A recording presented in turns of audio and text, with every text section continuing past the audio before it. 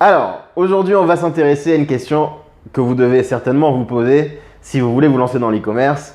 C'est combien de temps ça prend de faire du e-commerce au quotidien? Effectivement, en général, on ne se lance pas dans l'e-commerce pour faire du 40 heures par semaine. Il n'y a aucun intérêt.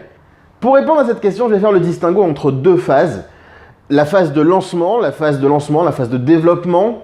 Vous pouvez tout à fait avoir un e-commerce qui tourne et repartir en phase de développement, par exemple. Donc, les phases de lancement et de développement d'un côté et les phases de croisière, donc ce qui est votre quotidien une fois que ça tourne. Je vais commencer volontairement par la phase de croisière parce que c'est celle-là la plus longue et c'est celle qui nous intéresse le plus, évidemment.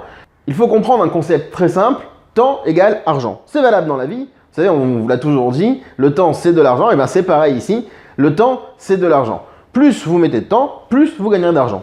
C'est mathématique et c'est pas sorcier. À ce niveau-là, je pense que je ne vous ai pas encore appris grand-chose. Maintenant, je vais prendre un petit exemple pour matérialiser cela. Imaginons que vous fassiez du dropshipping et que vous vendiez des produits sur lesquels vous avez une marge moyenne, c'est-à-dire votre bénéfice, de 15 €. Ok, chaque produit vous rapporte 15 €. Je fais simple, tous les produits vous rapportent la même chose pour mon exemple. Supposons que vous vendiez 3 produits dans une journée. Chaque jour, vous vendez 3 produits. 3 produits, c'est extrêmement faible. Je parle volontairement ici d'un exemple petit. Vraiment, si vous vendez 3 articles dans une journée, vous avez normalement investi que très peu de temps par jour, moins d'une heure, voire presque une demi-heure. Si vous vendez donc 3 articles par jour et que vous faites ça sur le mois total, donc sur 30 jours, donc 3 articles à 15 €, ça fait 45 €, fois 30, ça fait 1350 €. Voilà ce que vous gagnez à la fin du mois.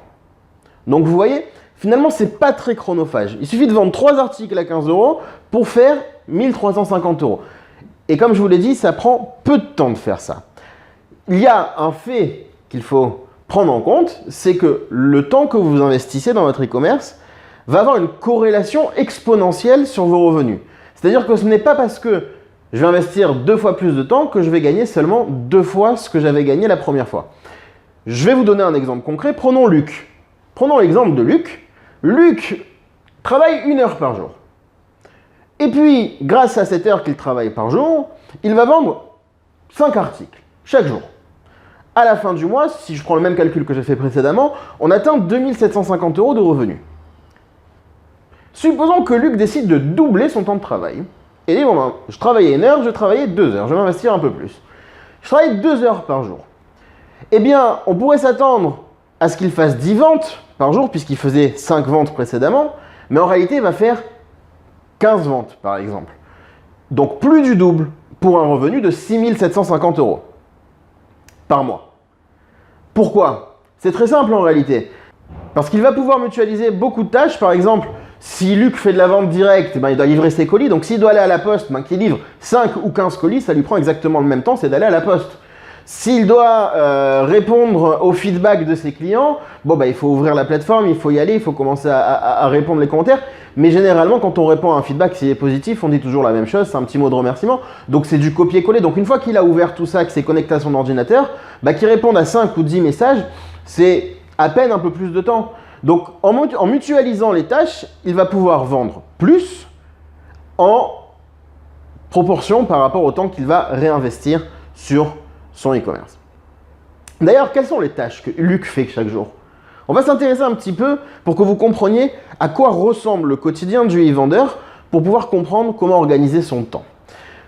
Luc va développer quotidiennement son référencement, ses annonces, il va les rédiger, il va rédiger ses contenus, il va optimiser, il va modifier les anciennes annonces qui étaient en ligne. Il va avoir évidemment une gestion de la relation client, des clients qui envoient des messages pour poser des questions sur les produits, qui appellent peut-être. Il va évidemment, s'il fait de la vente directe, s'il ne fait pas de dropshipping, gérer les envois de colis. Donc il va empaqueter et il va faire les envois. Il va aussi gérer les retours parce que parfois les clients ne sont pas contents de la marchandise et vont la renvoyer. Ce sont des sujets qu'on aborde évidemment dans la formation. Et il va s'occuper de tout ce qui est relation fournisseur. À côté de ça, il y a toujours un peu d'imprévu. On prend à peu près 20% d'imprévu, en plus de ses tâches habituelles. Donc voilà à peu près tout ce qu'il fait. Évidemment, il peut s'affranchir de certaines tâches s'il utilise telle ou telle méthode, comme par exemple s'il fait du dropshipping, il n'aura pas besoin de s'occuper des colis. C'est juste pour l'exemple. L'avantage principal, donc quand on fait du e-commerce, c'est que cette gestion du temps est très flexible. Je peux parfaitement me lever le matin et me dire, bon ben, avec mon café, je réponds à mes annonces, et puis après, je sors accompagner mes gosses à l'école pendant 1 heure, je reviens un petit peu plus tard, je prends 10 minutes, je vérifie mes commandes, etc., etc. Donc, la flexibilité du temps qu'on investit, c'est un des avantages clés du e-commerce. Donc, si je résume, Luc peut travailler 1 heure par jour. Luc peut aussi cumuler une autre occupation ou un autre emploi. Regardez-moi par exemple, je travaille dans le e-commerce et en parallèle, je fais aussi des formations. Il n'y a aucun problème à ça, vous pouvez tout à fait donc investir peu de temps et tirer quand même un revenu. Et le revenu sera beaucoup plus intéressant à partir du moment où vous investissez un peu plus de temps. Alors je vous avais parlé en début de vidéo de la phase de lancement, de la phase de développement. Alors évidemment, c'est un petit peu différente de la phase de croisière qu'on vient de voir. Parce que lorsqu'on lance un nouveau produit, lorsqu'on lance une nouvelle activité, forcément on va devoir apprendre, on va devoir essayer des choses, rectifier, recommencer. Et à ce niveau-là, ça demande un petit peu plus d'investissement. Évidemment que vous gagnerez beaucoup de temps si vous êtes entouré par des professionnels qui, eux, connaissent déjà les erreurs que vous pouvez faire. J'ai connu des gens qui ont essayé pendant des années, 2 ans, 3 ans, et de faire du e-commerce tout seul, et qui n'ont pas réussi parce qu'ils tâtonnaient à chaque fois qu'ils avançaient. Lorsqu'ils ont pris une formation, ça a raccourci le chemin de beaucoup, parce que tout a déjà été préparé pour eux. Alors moi, j'ai un conseil à vous donner, avant de vous quitter. Si vous voulez vous lancer dans l'e-commerce, si vous voulez vous lancer dans la vente en ligne, mon conseil, il est très très simple. Allez-y progressivement. On n'a pas besoin d'investir beaucoup de temps pour atteindre des résultats satisfaisants. Donc, commencez avec une petite heure par jour. Faites votre petit bout de chemin. Voyez ce que ça rapporte, ce qui rentre. Et puis, optimisez ça. Voyez que ça rentre confortablement. Vous passez à la vitesse suivante. Et de vous-même, de toutes les façons, vous le ferez. Parce que vous voyez que vous travaillez, vous gagnez. Vous passez à la 2e vitesse et vous augmentez un peu le temps.